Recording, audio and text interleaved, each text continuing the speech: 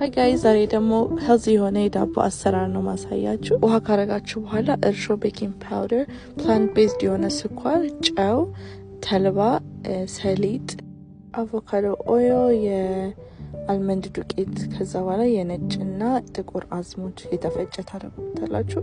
የገብስ ጥራጥሬ የተፈጨ ከዛ በኋላ ስንዴ ዱቄት ካረጋችሁ በኋላ በደንብ ታሹታላችሁ ታውቁታላችሁ whatever you want to do በደንብ ሚክስ ካረጋችሁት በኋላ ኩፍ እስከሚል ድረስ ታስቀምጡታላችሁ።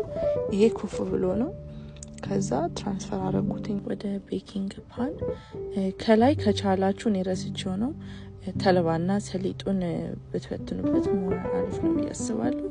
350 አርጌ ወደ I think 1 ሰዓት ይሆናል የቆየው። ከዛ ይሄን ይመስል ነበር። It's so good. ኬክ ነው የሚለው የሆነ I hope you guys actually try it. It's the perfect ቡና ቁርስ